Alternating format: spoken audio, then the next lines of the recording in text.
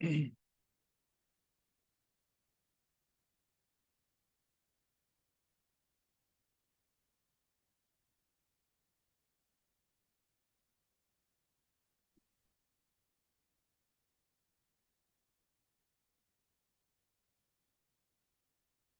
वालेकुम रहमतुल्लाहि व बरकातहू।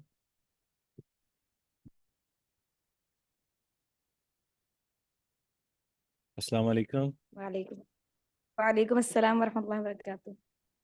ये आवाज़ आ रही है सही? जी आ रही है। बिस्मिल्लाहिर्रहमानिर्रहीम अल्हम्दुलिल्लाह वस्सलातु वस्सलामु अला अशरफिल अंबिया वल मुरसलीन व अला आलिहि व अस्हाबिहि अजमईन, अम्मा बाद। किताबुल बुयू हम पढ़ रहे हैं अजीज़ तलबा। हमारा सबक जो है वो किताबुल बुयू से है और उसमें से हमने चंद अहादीस पढ़ ली हैं और आज हम एक हदीस पढ़ने जा रहे हैं जो कि सैयदना जाबिर बिन अब्दुल्लाह रज़ी अल्लाह ताला अन्हु की गालिबन हदीस है जो हमारे सामने है। इब्न उमर रज़ी अल्लाह ताला अन्हु की हदीस है। इस हदीस के अंदर एक ऐसी बै का जिक्र है जिसे जाहिलियत में जो मुरव्वज थी, लेकिन इस्लाम ने उसको हराम करार दे दिया। सबब ये था कि उसका जिस चीज़ की बै की जा रही थी उसका वजूद ही नहीं है। तो हम हदीस पढ़ते हैं, इंशाल्लाह उस पर वाज़ेह हो जाएगी। जी पढ़िए हदीस।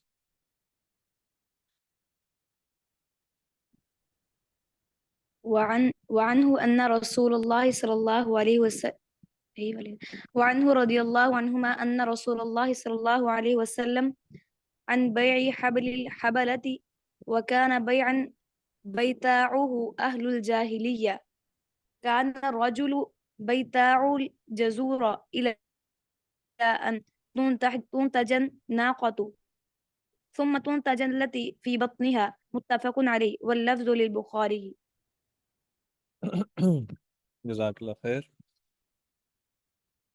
सैयदना अब्दुल्लाह इब्न उमर रज़ी अल्लाह ताला अन्हुमा की ये रिवायत है। वो बयान करते हैं कि रसूलुल्लाह सल्लल्लाहु अलैहि वसल्लम ने नहा मना फरमा दिया अनबई हबलिल हबलती, हबल हबला की बै से। और वो ये थी वकाना बयान, ये बै वो थी यतबायउहु अहलुल जाहिलियती, जो जाहिलियत के अंदर खरीदो फरोख्त के तौर पर आम थी, मुरवज थी और बै की जाती थी। कान रजुलु यबताउ अल जजूरा, वो ये थी कि एक आदमी ऊँटनी इस शर्त पर खरीदता इला अन तुन तजल नाकातु, कि वो ऊँटनी जो है वो आगे एक ऊँटनी जन्म देगी। सुम्मा तुन तजल्लती फी बतनिहा, जब ऊँटना बच्चा जन्म जन्म दे देगी तो वो बच्चा जो ऊँटनी के पेट में है वो आगे एक बच्चा जनेगी। वल लफ्ज़ु लिल बुखारी मुत्तफ़क़ुन अलैहि वल लफ्ज़ु लिल बुखारी। इसका मतलब ये है कि पहले तो जिस ऊँटनी का जिक्र किया जा रहा है वो ऊँटनी का वजूद ही नहीं, बल्कि उसकी माँ का भी अभी वजूद नहीं है। और जो ऊँटनी बेची जा रही है ये एक ऊँटनी है, उसके बाद वो अपना बच्चा जनेगी। वो बच्ची या वो ऊँटनी जो है वो आगे जब ऊँटनी जनेगी तो उसकी खरीदो फरोख्त करना, ये जाहिलियत की एक आम सी बात थी, लेकिन शरीयत ने इसको हराम करार दे दिया। यहाँ उसकी वजाहत इस अंदाज से की गई है कि हामला के हमल की बै, इसकी दो तफसीरें मशहूर हैं। एक के मुतल्लक इमाम मालिक और इमाम शाफी फरमाते हैं कि मादा जानवर के पेट में परवरिश पाने वाला बच्चा पैदाइश के बाद जवान होकर जो बच्चा जनेगा उसकी बै हराम है। दूसरा इमाम अहमद, इमाम इसहाक और इमाम तिरमिजी से बै हबल हबला की वजाहत मनकूल है कि इस कीमत पर जानवर देना कि ये जो बच्चा जनेगा उसका बच्चा मुझे देना होगा। हाफिज इब्न हजर और इमाम नबी ने पहले मजहब को, यानी जो उन्होंने पहली तारीफ की है हबल हबला की, उसे तरजीह दी है। वाज़ेह रहे कि इस बै में मानत का सबब यह है कि ये मादूम व मजहूल शय की बै है और धोखे की बै में दाखिल है। मकसद यही है कि जिस चीज़ का वजूद ही नहीं है उसको बेचना या उसको खरीदना یہ قطعی طور پر جائز نہیں ہے، اور اس بنیاد پر اسلامی یہ جو حکم ہے اس کا مطلب یہ ہے کہ بہت ساری ایسی اشیاء دور حاضر میں ہم خریدتے ہیں یا بیچتے ہیں جس کا وجود ہی نہیں ہوتا. جیسے ہم نے پہلے بھی اس بات کا ذکر کیا ہے کہ انسان کی ملکیت میں کوئی چیز نہیں ہوتی، لیکن وہ دوسرے کو وعدہ دے رہا ہوتا ہے کہ میں یہ چیز آپ کو ضرور بیچ دوں گا، حالانکہ اس نے کہیں اور سے اس کو خریدنا ہوتا ہے. اور اسی طرح یہ ہمارے ہاں یہ ایک عام سی بات ہے. جیسے یہ جو کاٹن کی منڈی ہے اس میں بھی ایسا ہی ہوتا ہے، یا جو بڑی بڑی مارکیٹ کے اندر جو مختلف اشیاء بیچی اور خریدی جاتی ہیں بالخصوص انٹرنیشنل مارکیٹ میں، کہ وہ صرف ایک جو ہے وہ اس کا معمولی سا ایک حصہ جو ہے وہ دکھایا جاتا ہے، باقی چیز موجود نہیں ہوتی. تو پہلے سودا کر لیا جاتا ہے، بعد ازاں پھر اس کو جو ہے وہ دوسروں سے خرید کر آگے بیچا جاتا ہے. تو یہ چیز بالکل بھی جائز نہیں ہے جب تک انسان کی ملکیت میں کوئی شے موجود نہ ہو اور اس کا وجود بھی نہ ہو. وہ قطعی طور پر کوئی چیز بیچی نہیں جا سکتی، نہ ہی کوئی خریدنے والا اسے خریدے. ٹھیک ہے جی. جی پڑھیے آگے. لیکن کوشچن ہے میرے یہاں پہ، جی.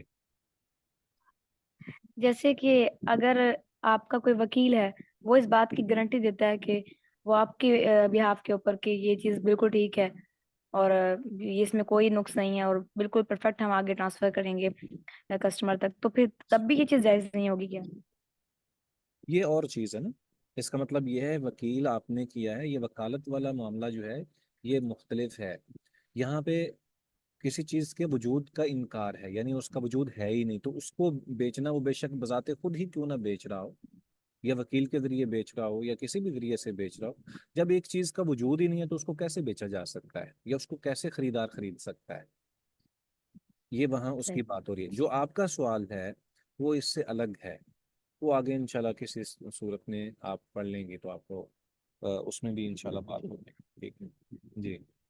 وعنه أن رسول الله صلى الله عليه وسلم نهى عن بيع الولاء وعن هبة متفق عليه.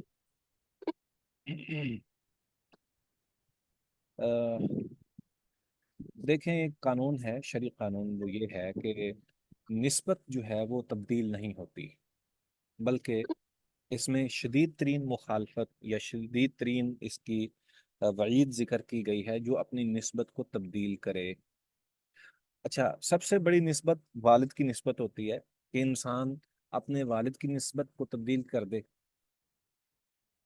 یہ بھی آج کل ہے کہ لوگ بچہ جو ہے وہ لے پالک جب لیتے ہیں تو اپنے نام پہ ہی اس کو آگے اندراج اس کا کرتے ہیں، حالانکہ وہ اس کا حقیقی باپ والد نہیں ہوتا. دوسری بات کہ بعض اوقات نسبت ایسے ختم کر دی جاتی ہے جیسے ہم بہت سارے لوگ جو ہیں وہ اپنے کاسٹ اور کنبہ قبیلہ جو ہے اس کا نام تبدیل کر دیتے ہیں.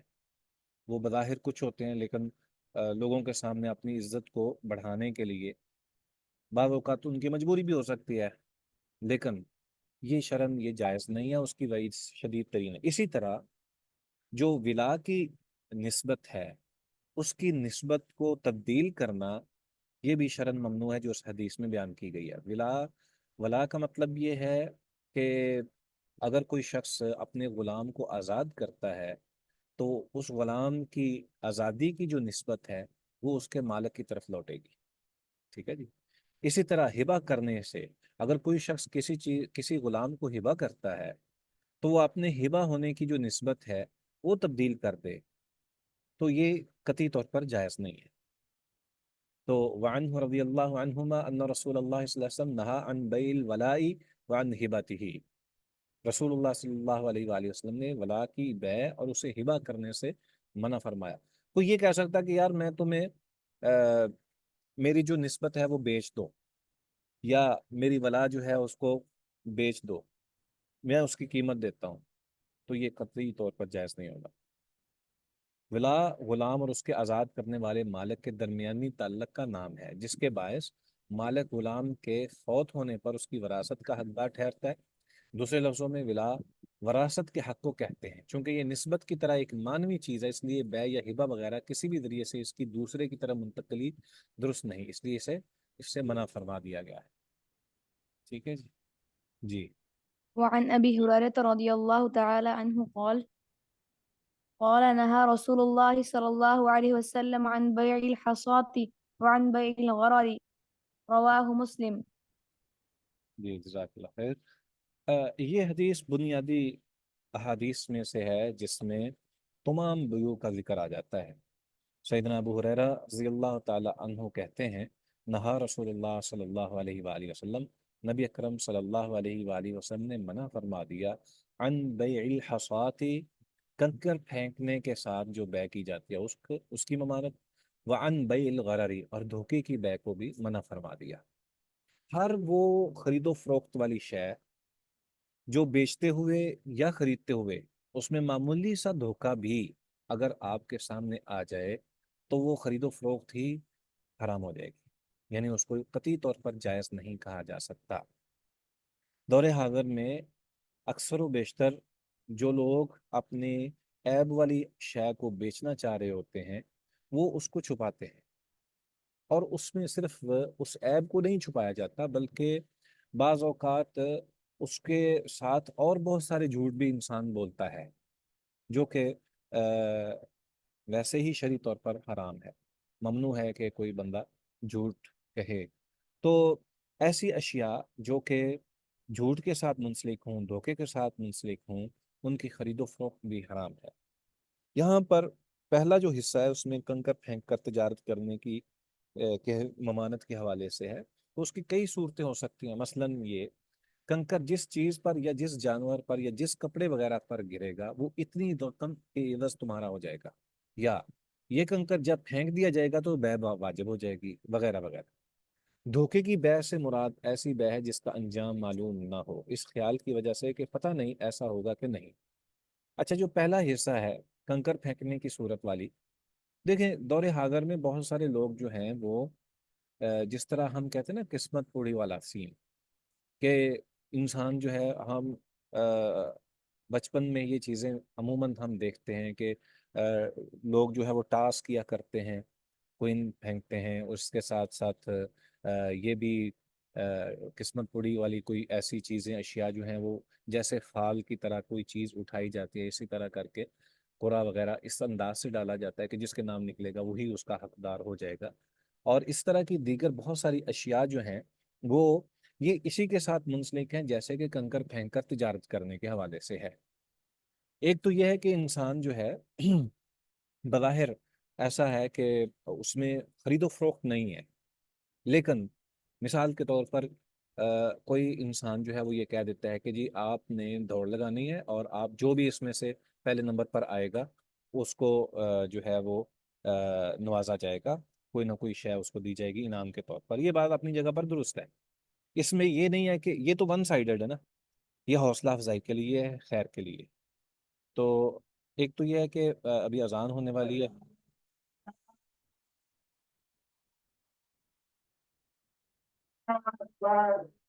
بس ایک دو منٹ تک انشاءاللہ دوبارہ بات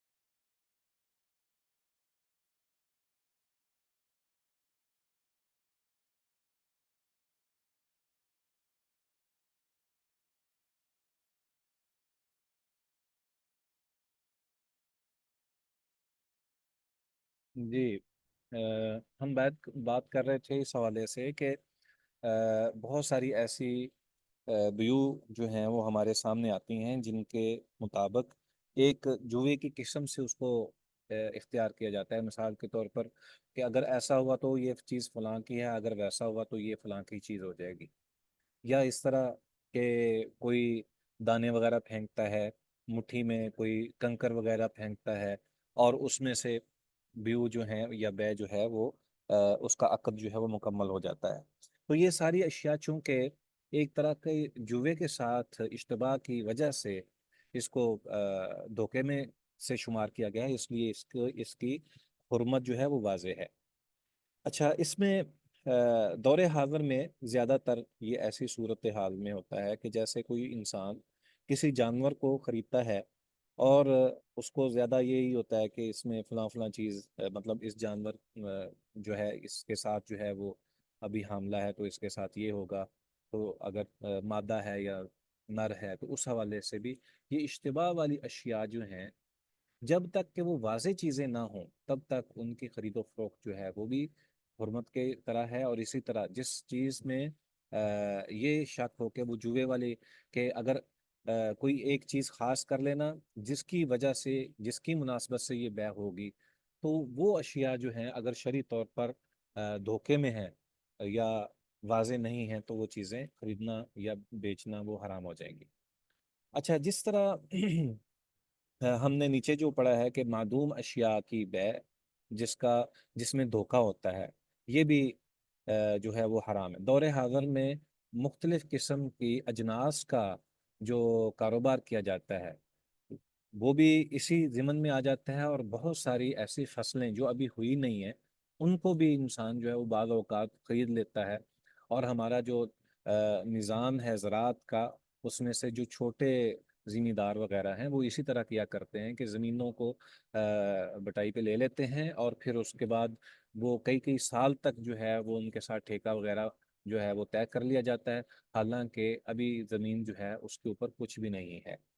تو اسی انداز سے کچھ بیوع جو ہیں ان کا ذکر بھی ملتا ہے ہمارے سامنے، اگرچہ وہ دھوکے والی ہیں لیکن وہ بعد میں ان کا، جیسے بے ملامسہ ہے، بے منابضہ ہے، بے حبل الحبلہ جیسے گزر چکی ہے، اور بے الحساد، اور بے اسب الفحل، اور اسی طرح جو ہے وہ بے المحاقلہ وغیرہ جو ہے، یہ ساری ایسی بیوع ہیں جس میں دھوکے کا امکان ہوتا ہے، اس وجہ سے اس کو شریعت نے حرام قرار دیا ہے۔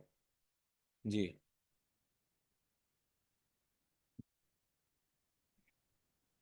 وعنه أن رسول الله صلى الله عليه وسلم قال قال من اشترى طعاما فلا يبيعه حتى يأتى له، رواه مسلم۔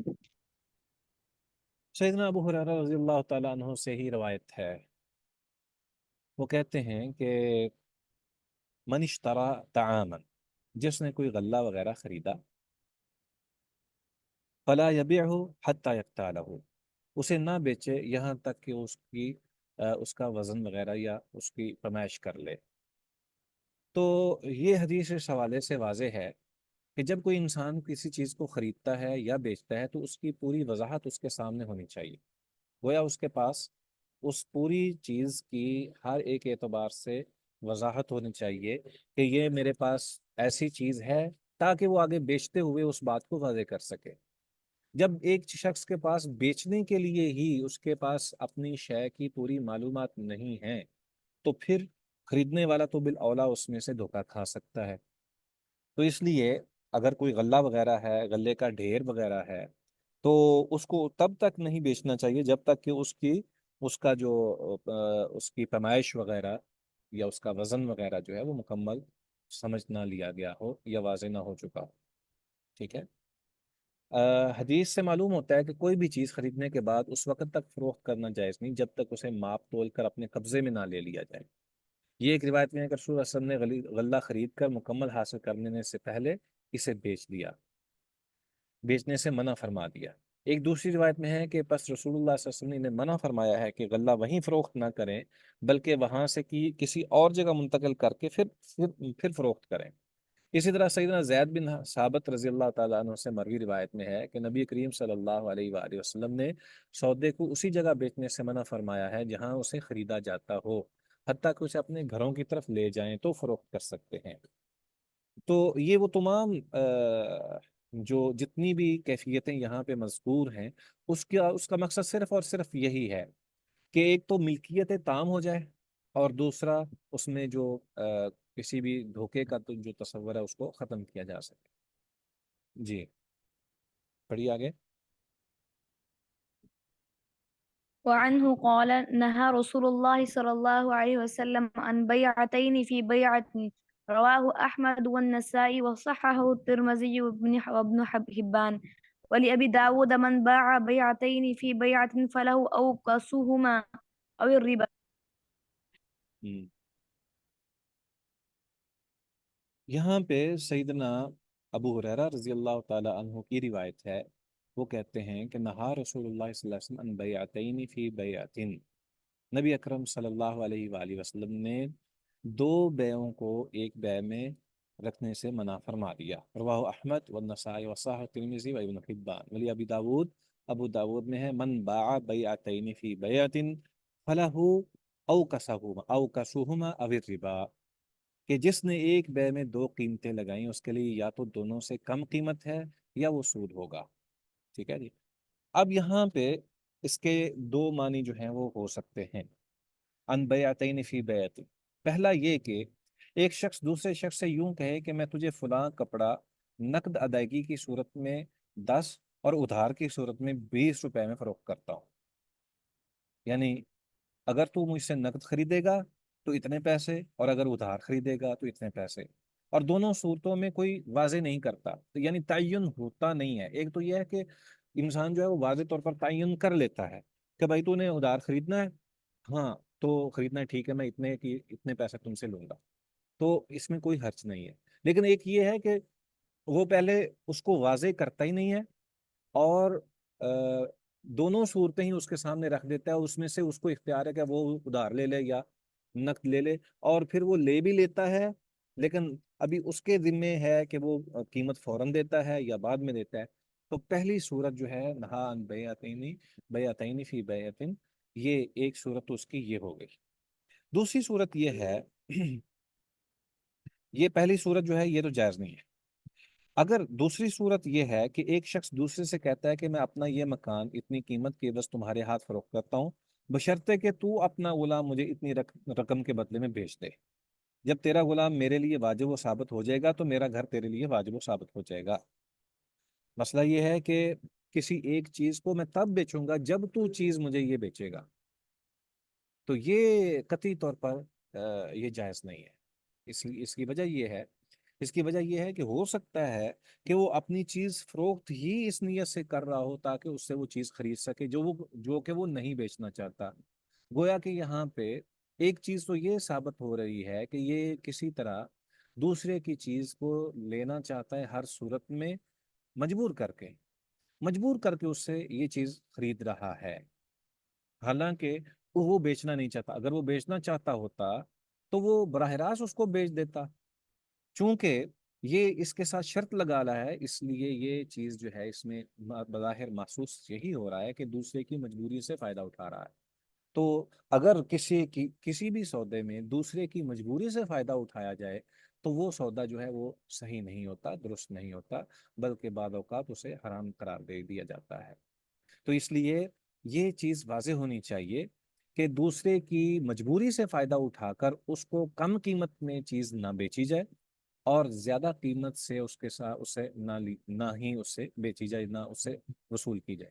तो ये दोनों सूरतें हमारे सामने नहा अन बैअतैन फी बैअतिन हमारे सामने आ जाती हैं। तो ये दोनों सूरतें ही ममनू और हराम हैं।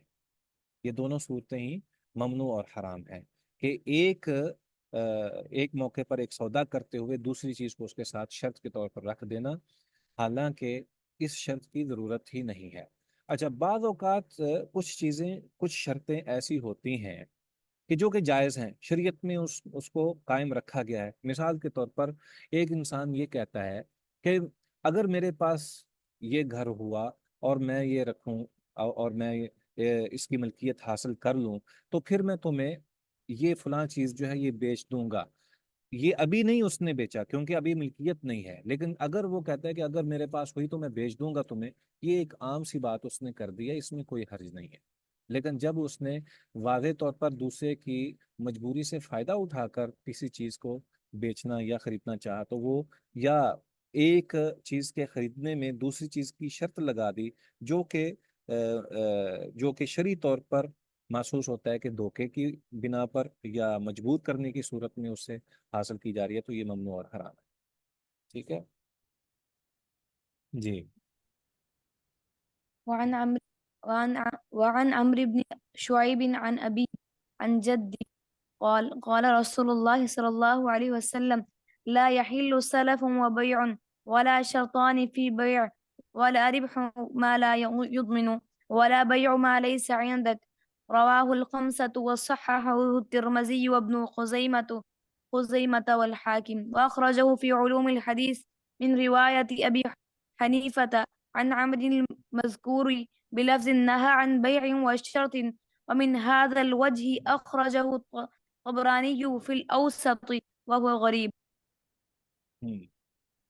جزاک اللہ خیر.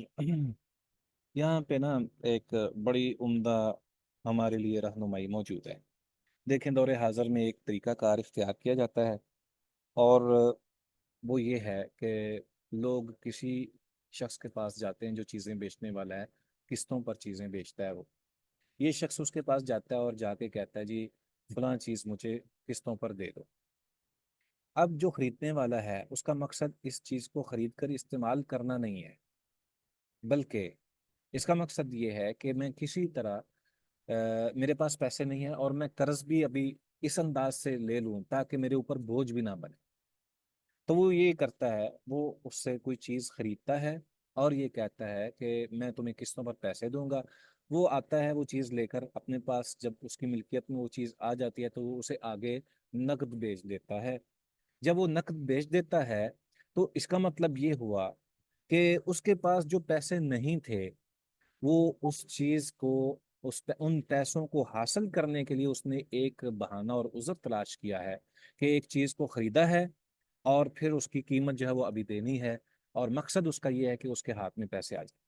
تو یہ جو بے سلف ہے اس کا انداز تقریباً یہی ہے جس کو یہاں پہ ذکر کیا گیا ہے، جو پہلی بے ہے. پہلے ہم اس کا ترجمہ کرتے ہیں پھر اس کے بعد ہم اس پہ بات کریں گے. وعن عمرو بن شعيب عن أبيه عن جده رضي الله عنهما قال قال رسول الله صلى الله عليه وآله وسلم لا يحل سلف وبيع. قرض اور بیع حلال نہیں ہے. ولا شرطان فی بیع، اور نہ کسی ایک بیع میں دو شرطیں حلال ہیں. ولا ربح ما لم یضمن، اور جس چیز کی جو جو جو چیز قبضے میں نہیں ہے، نہ قبضے میں لینے سے پہلے کسی چیز کا منافع جائز نہیں ہے، اس کا منافع جائز نہیں ہے. ولا بیع ما لیس عندک، اور نہ ہی اسے بیچا جا سکتا ہے جو آپ کے پاس ہے ہی نہیں. رواہ الخمسۃ وصححہ الترمذی وابن خزیمۃ والحاکم واخرجہ فی علوم الحدیث من روایت ابی حنیفۃ عن عمر المذکور بلفظ نہى عن بیع وشرط، کہ نبی صلی اللہ علیہ وسلم نے بیع سے شرط کے ساتھ منع کیا ہے. هذا الوجه أخرجه الطبراني ومن هذا الوجه أخرجه الطبراني في الأوسط وهو غريب. اسی طبرانی نے اسے اوسط میں بھی روایت کیا ہے جو کہ غریب ہے، اور یہ غریب حدیث ہے. اب یہاں پہ اس کی کچھ وضاحت ہے. قرض اور بیع کی صورت یہ ہے کہ کوئی آدمی کہے کہ میں تمہیں اتنا قرض دیتا ہوں بشرطے کہ تم مجھے اپنی فلاں چیز اتنی قیمت پر دے دو، وغیرہ وغیرہ. یہ بے اس لیے فاسد ہے کیونکہ وہ اسے قرض ہی اس لیے دے رہا ہے تاکہ وہ اپنی چیز کم قیمت پر اسے دے دے.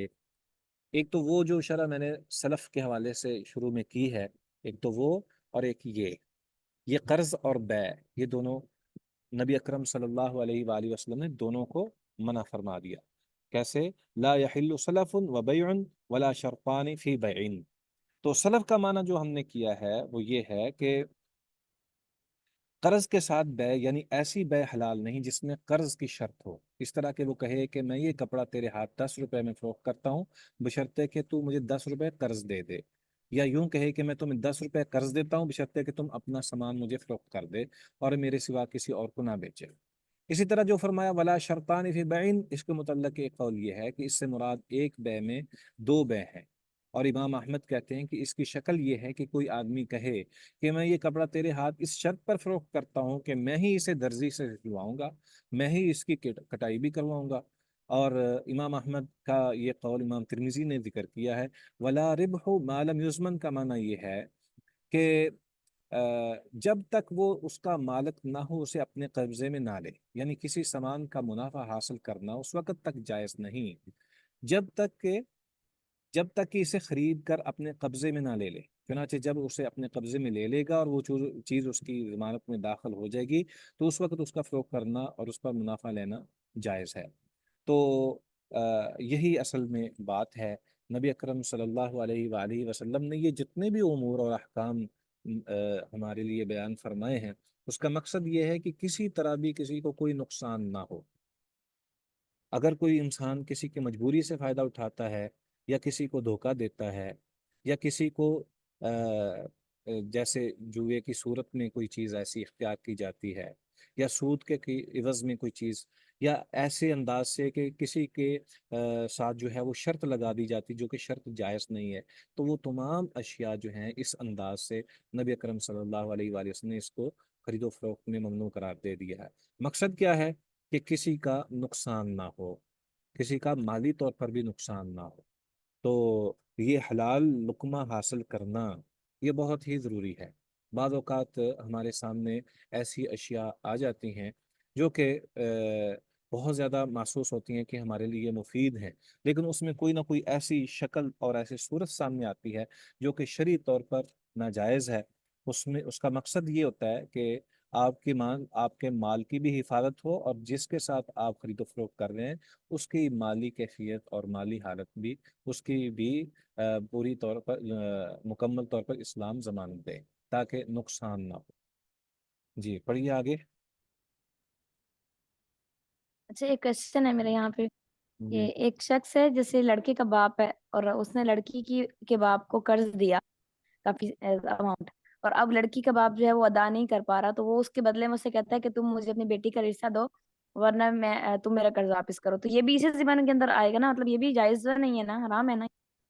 हाँ जी, मजबूर करके किसी से लेन देन करना, वो अकद कोई ऐसा अकद हासिल करने की कोशिश करना जो कि मजबूरी की सूरत में, तो ये जायज़ नहीं है।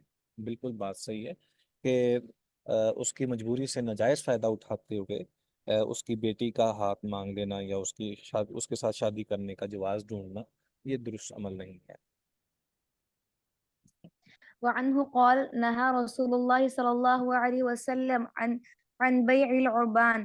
رواه مالك قال بلغني عن عمرو بن شعيب به. हाँ जी, बयाने वाली बात आ गई। हाँ जी, नबी अकरम सल्लल्लाहु अलैहि वसल्लम ने हर चीज़ वाज़ेह कर दी है। सैयदना अबू हुरैरा सैयदना अमर बिन शुऐब रज़ी अल्लाह ताला अन्हो के हवाले से ही है, वो कहते हैं रसूलुल्लाह सल्लल्लाहु अलैहि वसल्लम ने मना फरमाया अन बैल उरबान, बे उरबान से मना फरमा दिया।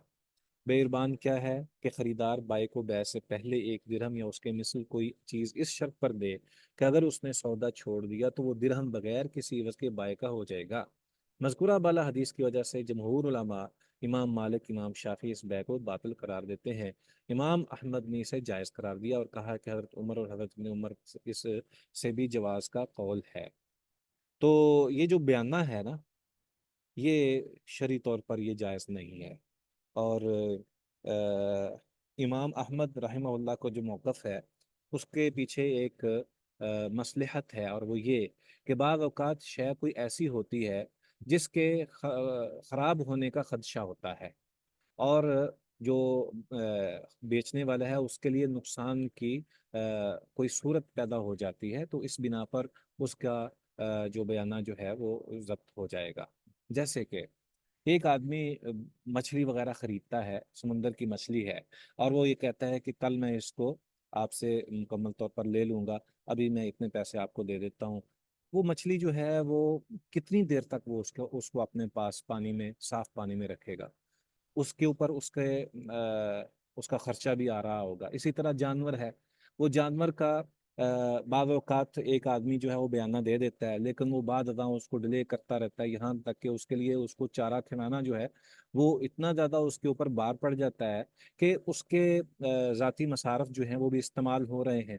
تو ایسی صورتحال میں امام احمد رحمہ اللہ نے، جب کہ یہ خدشہ لاحق ہو کہ اس کی بنا پر بیچنے والے کا نقصان پر نقصان ہوئے جا رہا ہے، تو ایسی صورت میں اس کو روکنے کے لیے، تاکہ وہ اپنے جو اس نے ایک وعدہ کیا ہے اور عہد کیا ہے اس کو پورا کرے، تو امام احمد نے اس کو جائز قرار دیا ہے.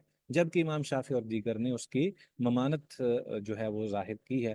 مقصد اس کا یہ ہے کہ کسی طرح بھی بیانہ ضبط کر کے ایسا مال جس کی آپ نے جو آپ کا حق ہی نہیں ہے، وہ آپ اس پر قبضہ کر کے بیٹھ جائیں، تو یہ کسی صورت میں بھی جائز نہیں ہے. امام احمد نے ایک اور بات بھی اس حوالے سے ان کے پیش نظر ہے کہ جب ایک عقد کر لیا جاتا ہے تو اس عقد کی صورت میں جب اس کی پیشگی کچھ نہ کچھ اماؤنٹ جو ہے وہ دے دی جاتی ہے، تو وہ عقد کے ضمن میں ہی ہے، وہ عقد کے ضمن میں ہی ہے، کیونکہ وہ عقد مکمل ہو چکا تھا.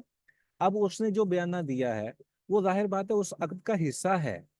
تو جب اس نے عقد ہی پورا نہیں کیا تو بیچنے والا جو ہے وہ اختیار رکھتا ہے.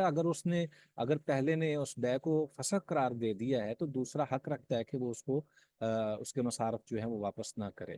تو یہ بہرحال ایک فقہی طور پر ایک بات سامنے آتی ہے، جس میں سے یہ واضح قرائن اور دلائل سے یہ بات واضح ہوتی ہے کہ بیانہ جو ہے وہ ہر صورت میں واپس کیا جانا چاہیے، اور اس کا ضبط کرنا یہ جائز نہیں ہے، جیسے کہ اس روایت کے اندر ہمارے سامنے موجود ہے. جی.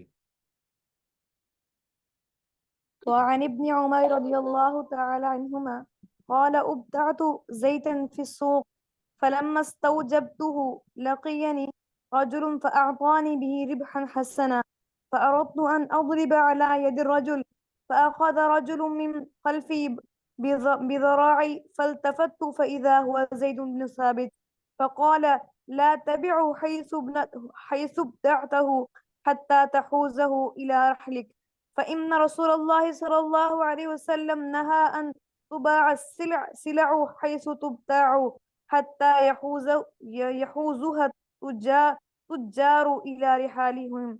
رواه أحمد وأبو داود واللفظ له وصححه ابن حبان والحاكم. جزاک اللہ خیر. اس حدیث زیتن فی السوق، میں نے بازار میں زیتون کا تیل خریدا. فلما استوجبته، جب میں نے اپنی بے کو مکمل کر لیا. لقینی رجل، ایک آدمی مجھے ملا. فاعطانی به ربحا حسنا، جو مجھے دے رہا تھا اس سے بہتر ایک منافع، یعنی ایک اچھا منافع مجھے دے رہا تھا. فاردت ان اضرب على يد الرجل، میں نے ارادہ کر لیا کہ میں آدمی کے ہاتھ پر بے کر دوں. فاخذ رجل من خلفی بذراعی، ایک آدمی نے پکڑا میرے پیچھے سے میرے بازو کو. فالتفت، میں نے جب پیچھے مڑ کر دیکھا. فاذا زید بن ثابت، تو وہ زید بن ثابت رضی اللہ تعالی عنہ تھے. فقال، تو انہوں نے فرمایا، لا تبیعہ حیث ابتعته حتی تحوزہ الى رحلک، نہ تو اس کو بیچ دوبارہ یہاں تک کہ تو نے جہاں پہ بیچا ہے اس کو اس جگہ سے کہیں اور اپنے مقام پر، اپنے ٹھکانے پر اس کو لے جائے. فإن رسول اللہ صلی اللہ علیہ وآلہ وسلم نہا ان تباع سلع حیث تباع حتی یحوزها التجار الى رحالهم. رسول اللہ صلی اللہ علیہ وآلہ وسلم نے منع فرمایا یہ کہ سامان کو بیچا جائے جہاں پر اسے پہلے بیچا گیا ہے، یہاں تک کہ اسے تجار لے جائیں اپنے ٹھکانوں پر. رواہ احمد و ابو داود واللفظ له وصححہ ابن حبان، اسے احمد ابو داود نے روایت کیا ہے اور ابو داود کے یہ الفاظ ہیں اور ابن حبان نے اسے صحیح کہا ہے.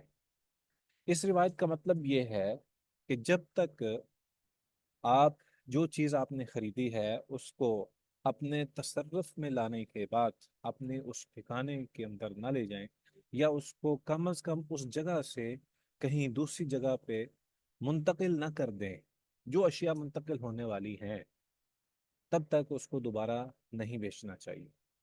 جس کا مطلب یہ ہے کہ وہ چیز جو ہے وہ آپ کے تصرف میں بھی آ گئی ہے اور آپ کی ملکیت میں بھی آ گئی ہے۔ مثال کے طور پر ایک آدمی ایک دکان پہ اپنا سودا بیچ رہا ہے، ایک شخص نے اسے جا کے وہاں سے خرید لیا۔ اب یہ دکان اور یہ جگہ جہاں پہ اس نے یہ سودا خریدا ہے، اگر اسی جگہ پر ایک اور شخص آ جائے گا کہ مجھے یہ بیچ دو، تو ظاہر بات ہے کہ دکاندار کا جو مسئلہ ہے وہ بھی خراب ہوگا، اور وہ یہ بھی کہہ سکتا ہے، یہ بھی وہ اپنی بات کا اظہار کر سکتا ہے کہ بھائی میری دکان پہ تم خرید و فروخت کیوں کر رہے ہو۔ دوسری بات، ہو سکتا ہے کہ وہ اس کا دل جو ہے وہ تبدیل ہو چکا ہو اور وہ کہے کہ یہ تو میری دکان پہ سے میری دکان کا سودا ہے، اس لیے دوسرا کوئی اس کو بیچ نہیں سکتا، حالانکہ اس نے پہلے سے بیچ دیا ہوا۔ تو مقصد یہ ہے کہ خریدار کے لیے بھی کوئی پریشانی کا باعث بننے والی کوئی بھی چیز جو ہے وہ نہ رہے، اور جو بیچنے والا ہے اس کی ملکیت تام اس انداز سے ثابت ہو جائے کہ اس نے اپنے اس چیز کو جس کو اس نے خریدا ہے وہ اپنے ٹھکانے پہ لے جا چکا ہے۔ ٹھیک ہے جی؟ جی آگے پڑھیے جی۔ وعنه قال وعنه قال قلت يا رسول الله صلى الله عليه وسلم إني أبيع الإبل والبقيع فأبيع بالدنانير وآخذ الدراهم وأبيع بالدراهم وآخذ الدنانير آخذ هذا من هذه وأعطي هذه من هذا. فقال رسول الله صلى الله عليه وسلم لا بأس أن تأخذ بسعر يومها ما لم تتفرغا بينكما شيء. رواه الخمسة وصححه الحاكم. میری آواز آپ کو صحیح سنائی دے رہی ہے؟ کیونکہ مجھے محسوس ہوا ہے کہ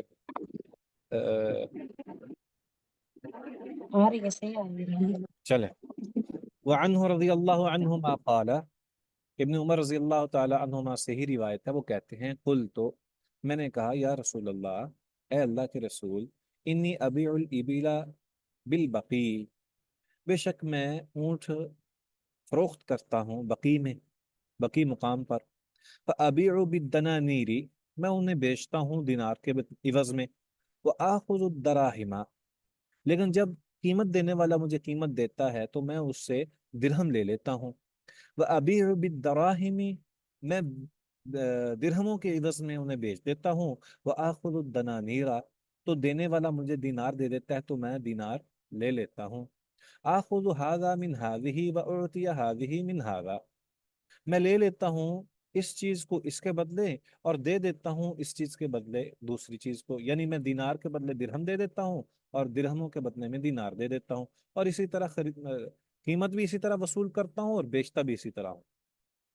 فقال رسول اللہ صلی اللہ علیہ وآلہ وسلم، رسول اللہ صلی اللہ علیہ وسلم نے ارشاد فرمایا، لا بأس ان تأخذها بسعر يومها ما لم تتفرقا وبينكما شيء، نہیں اس میں کوئی حرج یہ کہ تو ان کے بدلے میں اس انداز سے اس قیمت کو وصول کر لے، اس دن کے قیمت کے یعنی ان کے درمیان جو تفاوت ہے، جو یومیہ تبدیل ہوتا رہتا ہے، یعنی درہم کی قیمت بعض دفعہ کم ہو جاتی ہے، بعض دفعہ زیادہ ہو جاتی ہے دیناروں کے عوض میں، تو لا بأس ان تأخذها بسعر یومها، نہیں کوئی حرج کہ تو ایسا کر لے اس قیمت کو، یعنی تبادلہ کرتا رہے، لیکن اس دن کی قیمت کے مطابق، اس دن میں جو قیمت ہے اس کو واضح ہونا چاہیے، اور پھر اس کو نقدی، یعنی ما لم تتفرقا وبینکما شیء، یہ ساتھ میں ایک شرط رکھ دی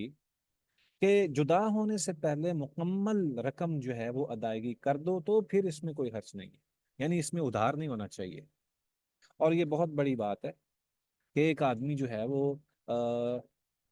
آج تو بہت ہی زیادہ اس میں پریشانی ہے کہ ایک آدمی وہ چاندی خریدتا ہے سونے کے عوض میں، تو بعض اوقات جو ہے وہ سونے کا بھاؤ کیا ہوتا ہے اور کہاں سے کہاں پہنچ جاتا ہے، اور چاندی وہیں کی وہیں ہے.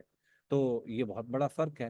اسی طرح اگر ڈالرز میں کوئی چیز آپ نے پرچیز کی ہے تو آپ اس کے بدلے میں روپیز دے رہے ہیں، اور آپ کو پتہ ہے کہ روپیز جو ہے وہ کتنی تیزی کے ساتھ کبھی کم ہوتے ہیں، کبھی اس میں اضافہ بھی ہو سکتا ہے، ممکن ہے کہ اسی طرح اس کا اضافہ بھی ہو. تو اگر ادھار ہوگا تو یقینی طور پر اختلاف کا باعث بات بنے گی. بہت سارے لوگ آج یہ بات بھی اٹھاتے ہیں کہ جی میں نے آج سے خود 15-20 سال پہلے میں نے 1 لاکھ روپیہ کسی کو دیا تھا، آج وہ مجھے 1 لاکھ روپیہ دے رہا ہے لیکن اس کی ویلیو جو ہے وہ تو جس اس وقت 20,000 روپے کی رہ گئی ہے. تو ظاہر بات ہے کہ میرا تو نقصان ہو گیا بہت زیادہ. تو اس کی وجہ یہی ہے کہ یہ تو ایک قرض حسنہ تھا جو اس نے دیا ہے، اور اللہ تعالیٰ نے اس کے بدلے میں اس کو بہت زیادہ اجر بھی عطا کر دیا ہے. لیکن اگر کوئی شخص خرید و فروخت کے معاملے میں ایسا کرتا ہے تو پھر بہت بڑا مسئلہ پیدا ہو جاتا ہے، اور اختلاف جو ہے وہ بہت بڑھ کر سامنے آتا ہے. اس لیے نبی کرم صلی اللہ علیہ وآلہ وسلم نے کہا کہ اس دن کے قیمت کے مطابق اس کام کو کر لو، لیکن یہ ہے کہ الگ ہونے سے پہلے پہلے تمہارا ایک دوسرے کے ساتھ معاملہ ختم ہو جانا چاہیے، کوئی چیز باقی نہیں رہنی چاہیے. ٹھیک ہے جی. ہاں جی، پڑھیے. وعنه قال نهى رسول الله صلى الله عليه وسلم عن النجش متفق عليه. یہ جو بولی دینا ہے نا، یہ عام سی بات ہے. آج کل ہر ایک چیز جو ہے وہ اسی طرح ہی بیچی جا رہی ہے. منڈیوں کے اندر جو ہے وہ باقاعدہ طور پر بولی دی جاتی ہے. تو مقصد کیا ہوتا ہے؟ مقصد صرف قیمت کو بڑھانا ہوتا ہے، خریدنا نہیں ہوتا. تو یہ بے نجش ہے. ابن عمر رضی اللہ تعالیٰ عنہما سے روایت ہے، وہ کہتے ہیں رسول اللہ صلی اللہ علیہ وآلہ وسلم نے بے نجش سے منع فرما دیا. تعریف یہ ہے کہ کوئی شخص سودے کی قیمت میں اضافہ کرنے کے ارادے سے بولی لگائے. وہ خود اسے خریدنا نہیں چاہتا لیکن وہ کسی دوسرے کو اس میں پھنسانا چاہتا ہے. بائے کے ساتھ اس نے پہلے سے ہی اپنا معاوضہ طے کر رکھا ہوتا ہے. چونکہ وہ خریدار نہیں ہوتا بلکہ خریدار بن کر دوسروں کو دھوکہ دے رہا ہے، اس لیے یہ بے جائز نہیں ہے. نجش کا معنی ہے ابھارنا اور شکار کو بھگانا. اس بے کا نام نجس اس لیے رکھا گیا کیونکہ بولی لگانے والا سودے میں لوگوں کی رغبت کو ابھارتا ہے، وہ خود خریدنا نہیں چاہتا. تو آج جتنے بھی کمیشن ایجنٹ ہیں، آپ کو پتہ ہے کہ یہ بہت ہی بڑا آج کا دھوکہ ہے.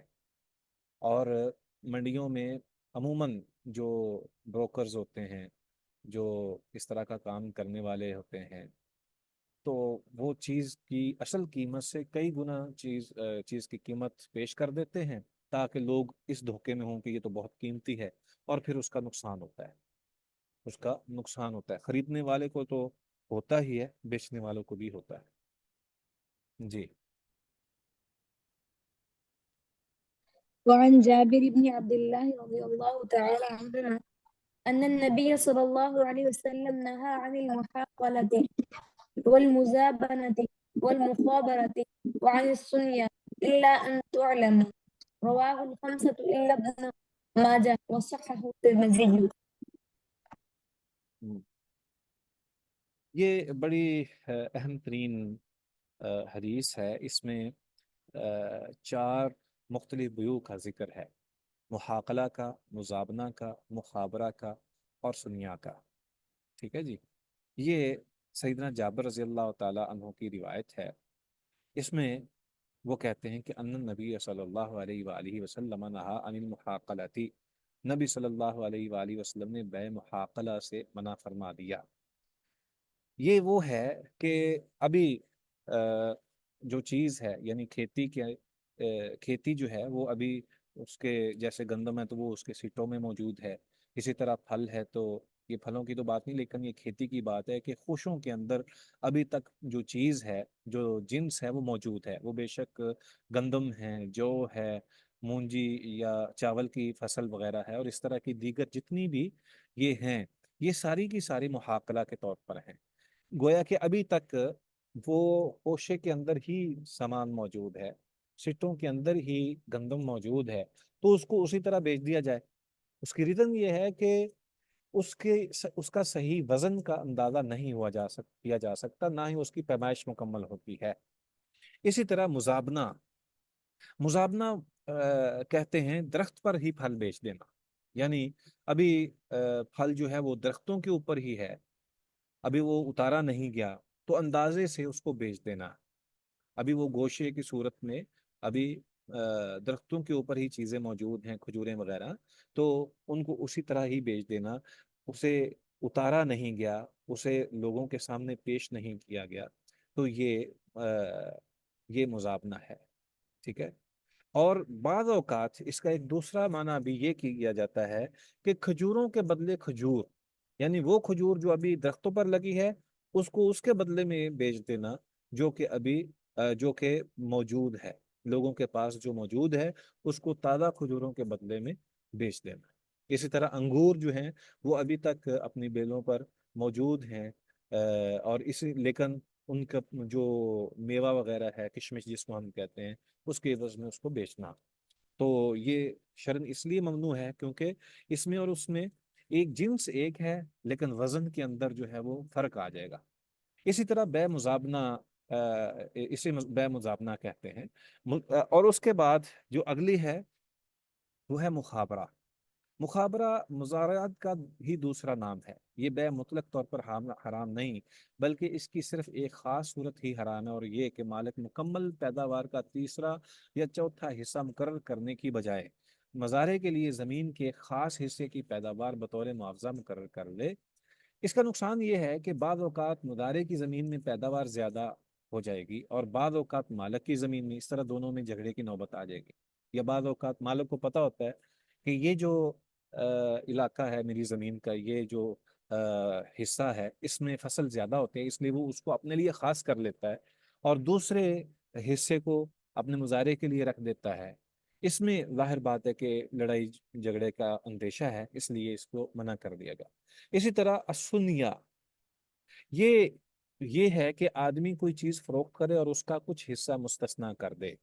اگر تو مستثنا معلوم ہو، درختوں میں سے فلاں درخت یا فلاں اشیاء میں سے فلاں شے، زمین کی فلاں حصہ، اگر تو یہ واضح کر دیا جائے تو پھر تو ٹھیک ہے، لیکن اگر اس نے واضح نہیں کیا، بس اس نے کہا کہ یہ باغ ہے، اس میں سے 10 درخت جو ہیں وہ میرے ہیں، تو ہو سکتا ہے کہ 10 درخت وہ منتخب کر لے بعد میں جو کہ حقیقی طور پر زیادہ پھل والے ہیں، اور اس کا نقصان، اس کا جو دوسرا خریدار ہے اس کے لیے نقصان کا اندیشہ ہے۔ تو اس انداز سے کسی چیز کو مستثنا کر لینا جو کہ زیادہ مفید ہے، اور اس کو مبہم رکھنا، اس چیز کو مبہم رکھنا، یہ ممنوع ہے۔ اللہ تبارک و تعالیٰ نے ہر قسم کے دھوکے سے ہر مسلمان کو منع فرما دیا ہے۔ اسی طرح نبی اکرم صلی اللہ علیہ وسلم نے یہ ایک ایک چیز کو واضح کر دیا تاکہ خرید و فروخت کرنے والے جو ہیں وہ کسی قسم کے اندیشے کے شکار نہ ہوں اور دھوکے سے ہر ایک اعتبار سے بچ جائیں۔ ٹھیک ہے جی، کوئی اس کے حوالے سے کوئی سوال وغیرہ تو نہیں ہے؟ جی ٹھیک ہے سر، جزاک اللہ خیرن کثیرا۔ جی بہت شکریہ آپ سے، بہت دعا میں یاد رکھیں۔ السلام علیکم ورحمۃ اللہ وبرکاتہ۔ وعلیکم السلام ورحمۃ اللہ وبرکاتہ۔ انشاء اللہ۔